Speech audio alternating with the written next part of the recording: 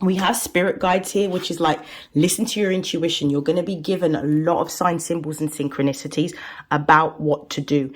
If red flags appear during this conversation, communication, or interaction, pay attention to what is in your environment.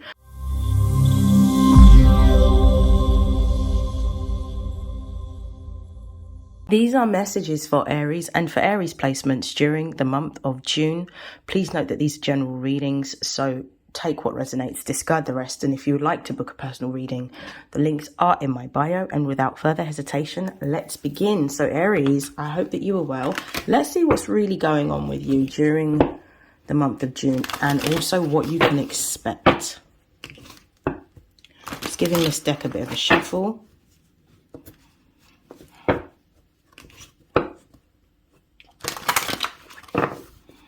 One more shuffle. Okay. Messages for Aries.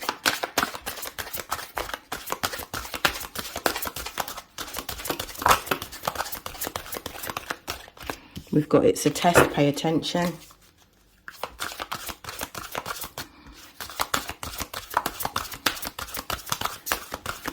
Messages for Aries. Oh, we've got spirit guides, we've got not reciprocated. I'm going to pull one more. One more for Aries for the month of June. Okay. Base of the deck, we've got twin flames. Somebody from your past is going to be coming back. I don't subscribe to the idea that twin flames are the person that you're supposed to end up with. I subscribe more to the idea of a soul partner rather than a twin flame. A twin flame usually represents that it's one soul that's been split in two and incarnated into different bodies. This is usually karmic when we see a twin flame union occurring with someone. This means that there is a lesson that needs to be learned, and it depends on the soul contract that you have with that person. And not to get too much into it, but you would need to look at your natal chart to be able to understand whether this person is a twin flame or not. It would give you indicators. Now, with this twin flame, either you need some healing and this union or reunion, I should say, is going to trigger healing for you, or this is going to trigger healing for the other person. So we're going to have a look and see what that means. We've got it's a test, pay attention. So for me, this is the lesson that you need to learn about yourself. There has been a time period that you've spent in absence. There's been an absence between you and this person. This person could have been a friend. This could be a past partner. This could also look like a relative for some of you. But there is something that they are going to ask you for. They're either going to ask you for some form of help, support, finances. And the fact that it says it's a test, pay attention. This is the universe really asking you if you've done the healing work that you have needed to and implemented the boundary that you have needed to, so that you're not repeating the exact same patterns of behavior or cycles that you have before. It's almost like when this person appears, you're going to be lulled into a false sense of security where the nostalgia is going to help you to reminisce, but you may revert back to a previous version of yourself. Be mindful of that, because you've spent a long time in separation or in isolation from this person, and you've done a lot of healing and you've done a lot of growth. So be mindful of those red flags that you experienced previously. You now have the opportunity, because of the healing work that you've done, because of the level of self-awareness, because of the insight, you now have an opportunity to be able to lay this to rest and to be able to do what you should have done years ago, but wasn't able to because you did not have that level of self-awareness. It's time to put a boundary in place if you feel that what they're asking you for is going to compromise what you're doing now or where you're going in your life. We have spirit guides here, which is like, listen to your intuition. You're going to be given a lot of signs, symbols, and synchronicities about what to do. If red flags appear during this conversation, communication, or interaction, Pay attention to what is in your environment. Pay attention to the weather, pay attention to the animals, pay attention to any numbers, pay attention to what your body is feeling, because it will give you the guidance in terms of how you are feeling and what you need to do. We've got not reciprocated here. So I do feel that those of you that are going to be presented with some form of request from your twin flame, I do feel that you are going to push back where it says not reciprocated. So it does give me hope that you're going to make a different decision than what you may have previously made, because you understand that this is now compromising what it is that you've got going on and the work that you have done to elevate yourself to have the boundaries that you require.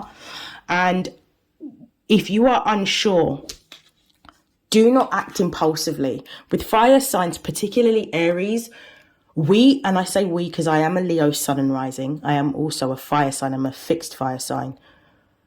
We have a tendency to sometimes act out of impulse, but sometimes the impulsive reaction isn't necessarily the right reaction.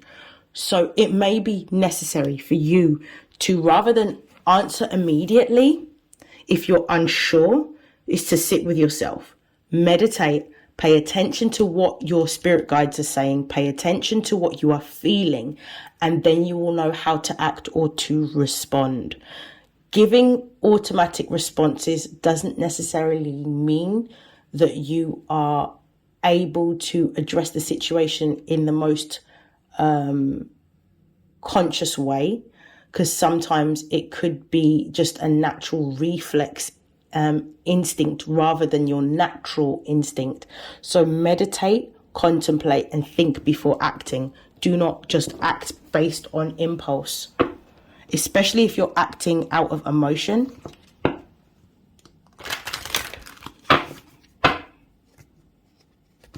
I'm using the Mist Tarot. This is just a major arcana test oracle I was given.